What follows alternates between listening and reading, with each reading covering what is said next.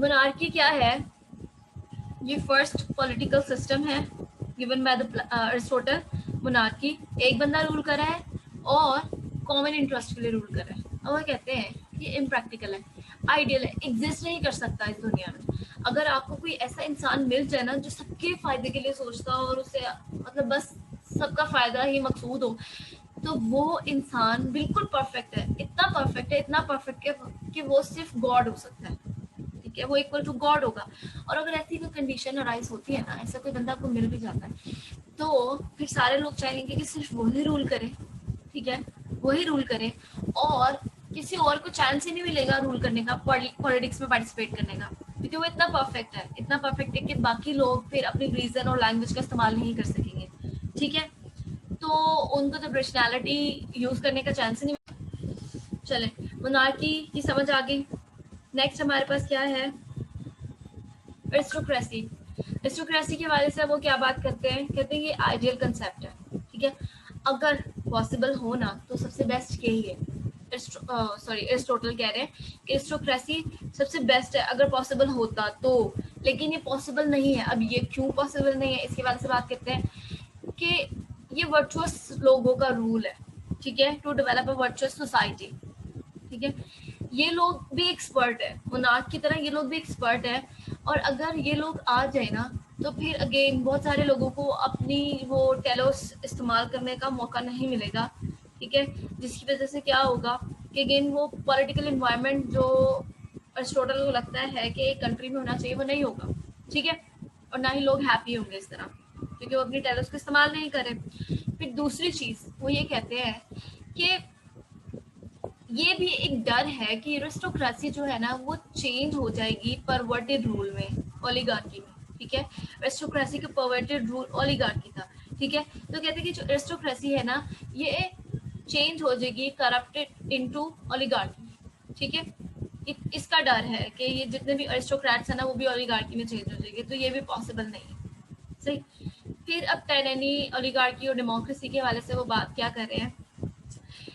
सारे के सारे सिस्टम्स को अरिस्टोटल ने रिजेक्ट किया है। वो ये कह रहा है कि सबके सब परवर्टेड रूल हैं, जिसमें अगर इस तरह का कोई रूल आ जाए तो कोई भी इंसान खुश नहीं रह सकेगा। सब सेल्फ इंटरेस्ट के लिए काम करने की कोशिश करेंगे और लोगों को एक्सप्लॉइट करेंगे। ठीक है, तो ये पॉलिटिकल नहीं रहेगी अथॉरिटी। ठीक है, कोई भी इक्वल नहीं होगा, टायरेंट रहेगा, मैं सबसे बड़ा हूँ। ओलिगार्क्स में जितने भी वेल्दी लोग हैं वो सबसे ऊपर होने की कोशिश करेंगे। डेमोक्रेसी में जो भी जितने भी लोग रूल करें वो आम आवाम से ऊपर उठने की कोशिश करेंगे। ये तो एक स्लेव और मास्टर का कंसेप्ट हो जाएगा, एक डोमिनेंट होगा, दूसरा एक्सप्लॉइटी होगा। ठीक है, तो इस चीज को वो रिजेक्ट कर रहे हैं क्योंकि उनके पॉलिटिकल सिस्टम में क्या था कि जो भी रूल हो रहा है वो रूल होगा और वो सबके सब इक्वल है, कोई मास्टर और स्लेव वाला कोई कंसेप्ट नहीं है। सही है, लेकिन अगर इनमें से कोई पॉलिटिकल रूल आ जाए तो वो मास्टर और स्लेव वाला ही कंसेप्ट बन जाएगा और इंसान अपनी रेशनैलिटी को यूज नहीं करेगा। टायरेंट, ओलिगार्क्स और जितने भी डेमोक्रेट्स होंगे जो गवर्नमेंट में आ रहे होंगे वो चाहेंगे कि लोगों को रिप्रेस करें, उनको अपनी रेशनैलिटी यूज ना करने दें, क्योंकि वो उनका रूल को खतरा हो जाएगा इससे। सही, तो सबके साथ एरिस्टोटल ने रिजेक्ट किया। पॉलिटी, पॉलिटी के हवाले से क्या कह रहे हैं कि अब मतलब वो कह रहे हैं कि प्रैक्टिकल है। मोनार्की और एरिस्टोक्रेसी जो थे वो प्रैक्टिकल नहीं थे, वो थोड़े से आइडियल थे। लेकिन लेकिन पॉलिटी क्या है? वो प्रैक्टिकल है। ठीक है, और अटेनेबल गवर्नमेंट है और ये सबसे बेस्ट है जो एग्जिस्ट कर सकती है। सही है, मैंने फिर बता रही हूँ कि मोनार्की और एरिस्टोक्रेसी के हवाले से वो कहते हैं कि एग्जिस्ट नहीं कर सकती, लेकिन पॉलिटी एग्जिस्ट कर सकती है। ठीक है, 6 सिस्टम्स में से 3 को वो वैसे ही रिजेक्ट कर देते हैं, 2 को कहते हैं वो एग्जिस्ट नहीं कर सकते, तो बाकी क्या बचा? पॉलिटी। अब ये पॉलिटी में कह रहे हैं कि ये अगर सिस्टम आ जाए ना तो इंसान अपनी सारी की सारी जितनी भी उसकी टीलोज हैं, जितनी भी उसकी क्वालिटीज हैं, उनको फुल एक्सटेंट में यूज कर सकता है, लैंग्वेज को भी, पर्सनालिटी को भी। ठीक है, इस सिस्टम में सब इक्वल होंगे। ठीक है, हर किसी को चांस मिलेगा कि वो रूल करे और हर किसी को ये भी चांस होगा कि वो रूल्ड हो रूलर से।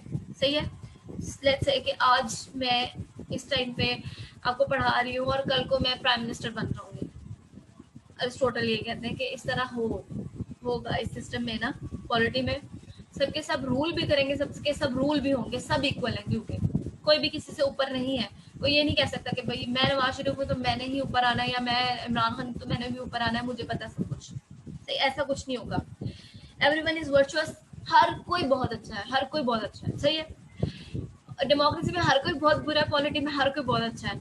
And are willing to rule, हर कोई रूल करने के लिए भी विलिंग है, हर कोई रूल होने के लिए भी विलिंग है। कोई नीचे जाना नहीं चाहता। सही है, और ना ही कोई सबसे ऊपर उठना चाहता है। But such a system is never seen. ठीक है, मतलब ऐसा कोई सिस्टम देखा नहीं गया कभी भी इससे पहले। तो एरिस्टोटल कैसे उसको प्रैक्टिकल करने के लिए क्या बात करने लगे, अब वो बताएंगे कि आपने पॉलिटी को कैसे प्रैक्टिकल करना है। ठीक है, तो इसको प्रैक्टिकल करने के लिए क्या बात करते हैं, तो कहते हैं कि पॉलिटिकल सिस्टम में सबसे ज्यादा चीजें हमें क्या देखने को मिलती हैं। अगर आप अपनी सोसाइटी में भी देखो तो आप देखोगे कि कुछ लोग हैं जो बहुत अमीर है, बहुत अमीर है, ठीक है, लेकिन वो कम तादाद में है। और बहुत सारे लोग जो है ना, जो बहुत बड़ी तादाद में, वो गरीब लोग हैं।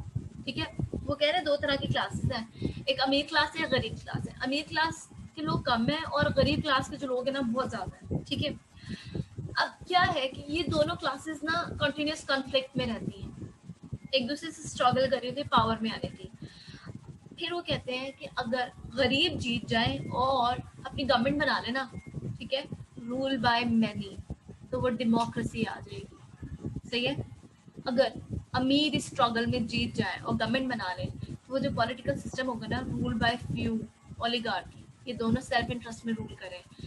डेमोक्रेट्स अपने सेल्फ इंटरेस्ट में रूल करें और ओलिगार्क्स अपने सेल्फ इंटरेस्ट में रूल करें। अब इनके सेल्फ इंटरेस्ट क्या है, ये चाह रहे हैं कि जो पावर है ना गवर्नमेंट की, इनके हाथ में रहे। ठीक है, in democracy there is too little wealth in the hands of the government. ठीक है, डेमोक्रेसी में गरीब लोग गवर्नमेंट में मौजूद हैं और उनके पास बहुत कम मतलब क्या कहना है, पैसा है या वेल्थ है। So feeling of envy to the rich rises, तो वो एक तरह से ना हसद करने लग जाते हैं अमीरों से। और ओलिगार्की में क्या है कि बहुत ज्यादा दौलत है गवर्नमेंट के हाथ में, तो उनको ना कह लें कि एक तरह से घिन आने लग जाती है पूरे से। वो उनको इंसान ही नहीं समझते, वो कहते हैं कि पता नहीं ये लोग कौन लोग हैं, इनके पास पैसा ही नहीं है, इनको तो तमीज नहीं है उठने बैठने की। तो इस तरह का सिस्टम है। फिर क्या है, अब जस्टिफिकेशन क्या देते हैं दोनों लोग, मतलब डेमोक्रेट्स अपनी गवर्नमेंट को कंटिन्यू रखने के लिए क्या जस्टिफिकेशन देते हैं और ओलिगार्ड्स अपनी गवर्नमेंट को कंटिन्यू रखने के लिए क्या जस्टिफिकेशन देते हैं, वही बताने लगे हैं। ये जो दोनों है ना, वो जस्टिफाई करते हैं फीलिंग और पावर। ठीक है, एरिस्टोटल की एक स्टेटमेंट को बुनियाद बना के एरिस्टोटल ने कहा जस्टिस क्या होता है।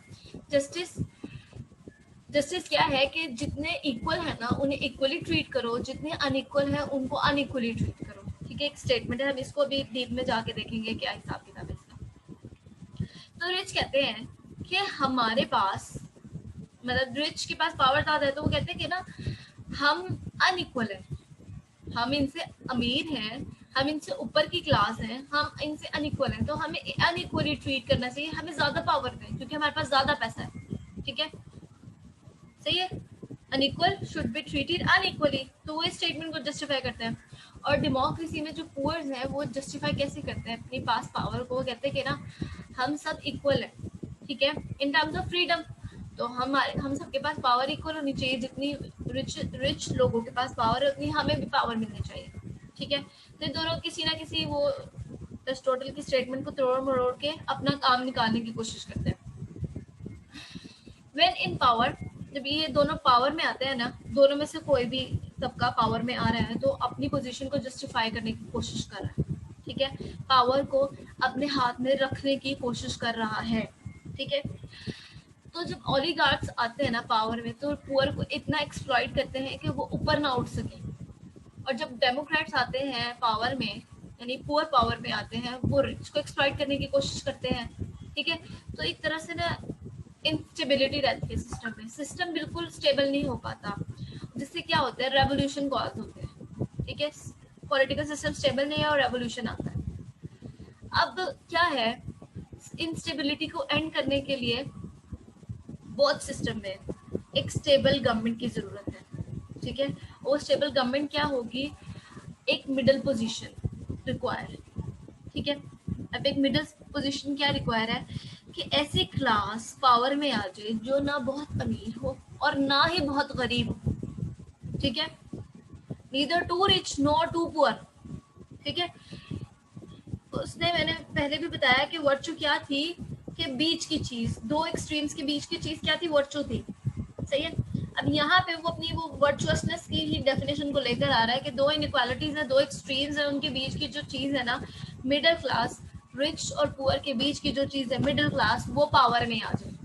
अब वो जो मिडिल क्लास होगी ना, वो वर्चुअस क्लास है, ठीक है, वो बीच की चीज है, ना ही उसमें फीलिंग ऑफ कंटेम्प्ट है टुवर्ड्स पुअर और ना ही उसमें फीलिंग ऑफ एनवे है टुवर्ड्स रिच, ठीक है। तो ये सबसे अच्छी क्लास है, सबसे वर्चुअस क्लास है, ये मतलब मिडिल चीज है और ये बेस्ट सूटेड है रूल के लिए, ठीक है। अगर ये क्लास होगी ना तो वो स्ट्रगल जो एक्सट्रीम पोजीशंस में हो रही है ना, दो एक्सट्रीम पोजीशंस के दरमियान स्ट्रगल हो रही है ना, वो बैलेंस हो जाएगी, ठीक है। This will be the best possible form of the political system. अब यानी कि क्या कह रहे हैं कि पॉलिटी में मिडिल क्लास जो है ना, मिडिल क्लास वो अगर रूल करती है तो वो बेस्ट पॉलिटिकल सिस्टम है, ठीक है। इसमें क्या है, डेमोक्रेसी के भी कुछ अच्छे एस्पेक्ट्स आ जाएंगे और ओलिगार्की के भी अच्छे एस्पेक्ट्स आ जाएंगे, ठीक है, सही है। ये अभी मैंने पॉलिटिकल सिस्टम के बारे से बात कर ली सारी, और पॉलिटी कैसे पॉसिबल है ये बात कर ली। अगर अरिस्टोटल का कोई सवाल आता है ना, तो वैसे यही सवाल आता है, और ये सवाल 2019 के पीएमएस के पेपर्स में भी आया था जो मैंने दिए थे, पंजाब प्रोविंशियल मैनेजमेंट सर्विस के पेपर में आया था, और अरिस्टोटल का नॉर्मली यही आता है। और इस दफ़ा 2020 पीएमएस पंजाब का, उसमें कुछ आया था, सिटीजनशिप का था कोई कंसेप्ट और जस्टिस का कोई कंसेप्ट था। तो अब हम जस्टिस का कंसेप्ट भी देखने लगे। अगर यहाँ तक आपको कोई इश्यू, कोई मसला, कोई गड़बड़, कुछ भी कोई सवाल तंग कर रहा है तो पूछें।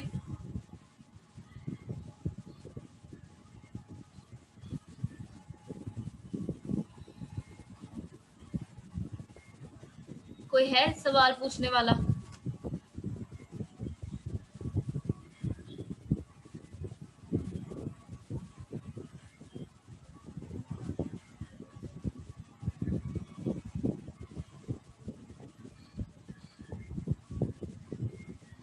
किसी को कोई मसला नहीं है? मैंने मोनार्की आप सुनाया ही नहीं। अब्दुल रसूल, मुझे ना आवाज बहुत जी ज्यादा जी कट आ रही है। रही है आवाज मेरी मैम? हाँ, थोड़ी बहुत। अब आ रही है? हाँ जी, आ रही है। जी जी मैंने मोनार्की को सुना ही नहीं था। मैंने नहीं, मोनार्की को सुना ही नहीं था। आपने मोनार्की वाला लेक्चर रिकॉर्ड किया था? मोनार्की वाला रिकॉर्ड किया है। मैं फिर भी बता देती हूँ।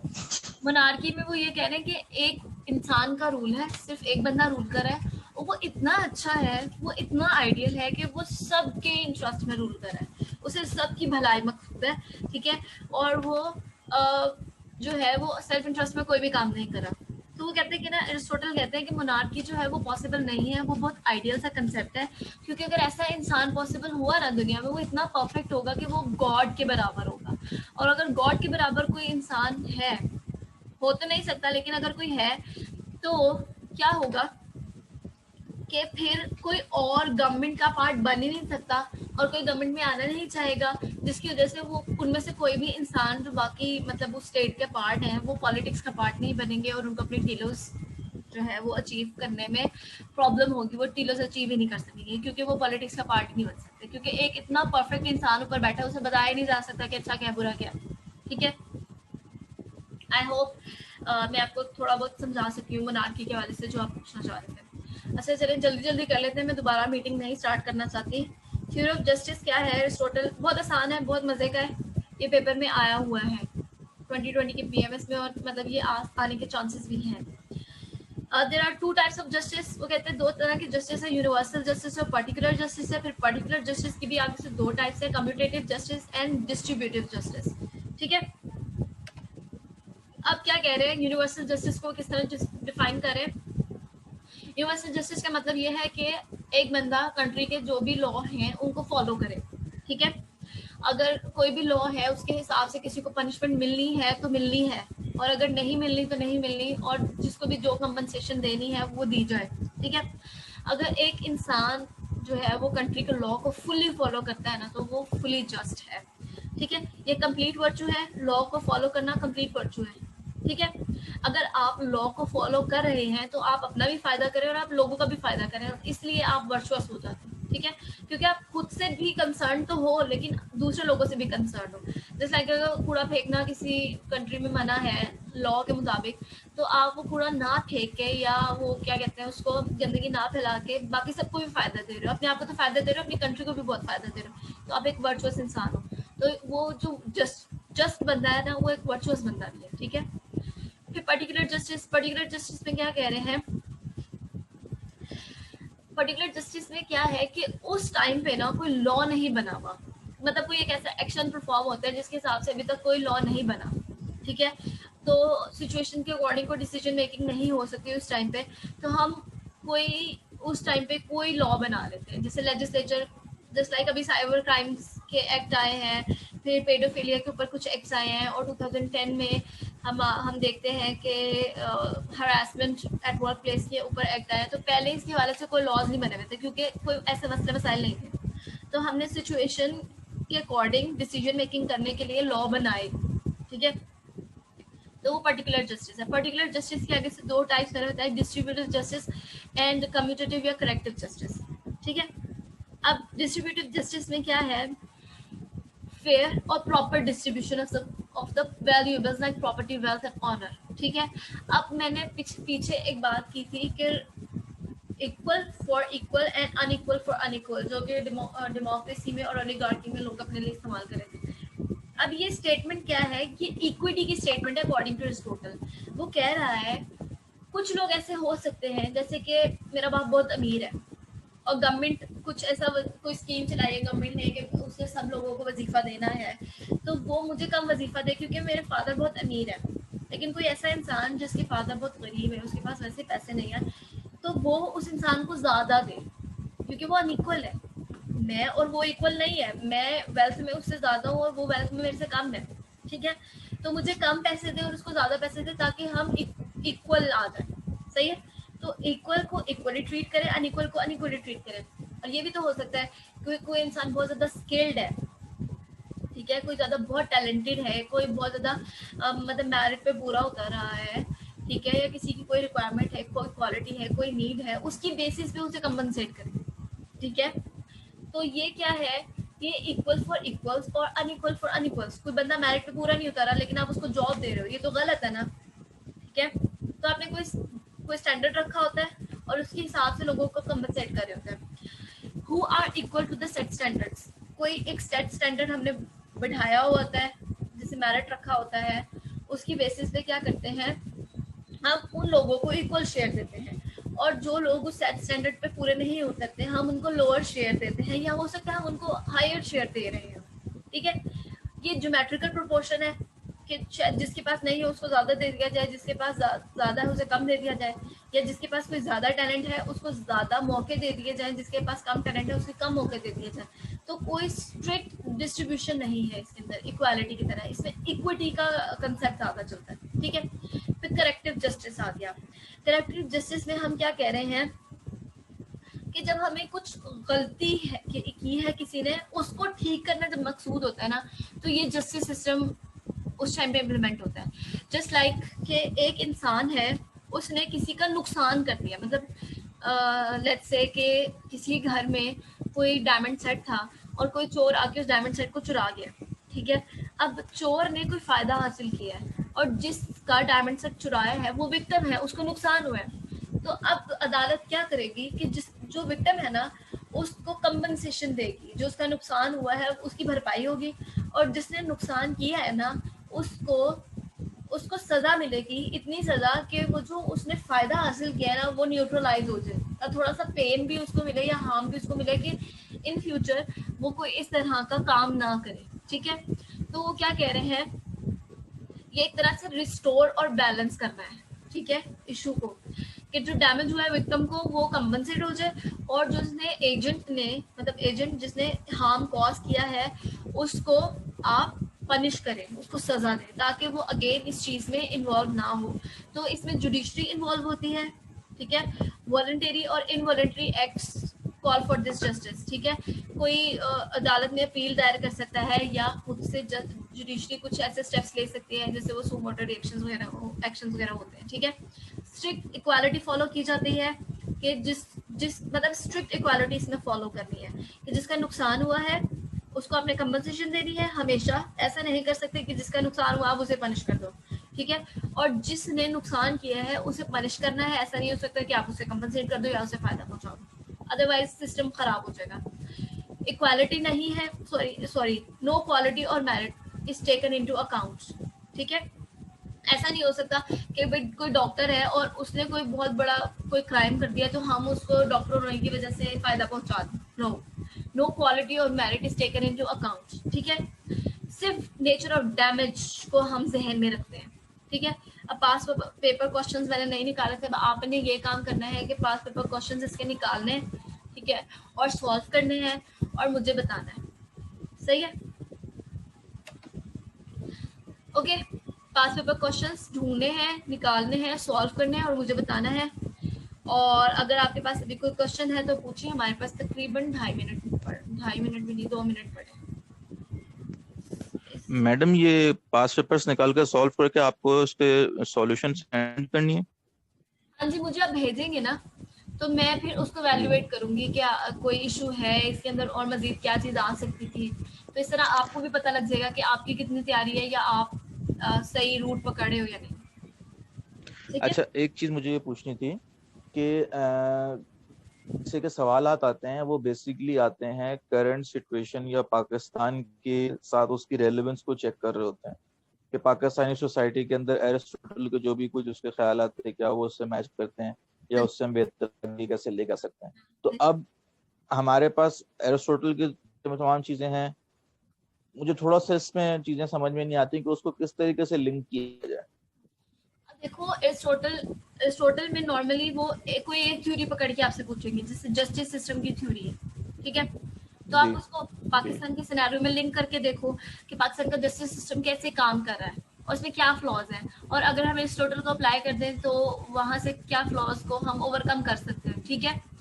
अगर वो अप्लाई करने का पूछेंगे तो जस्टिस सिस्टम की ही थ्योरी को अप्लाई करने का पूछेंगे, और उसकी पॉलिटिकल सिस्टम जो है ना वो टू द पॉइंट ही आते हैं, ठीक है। सही सही।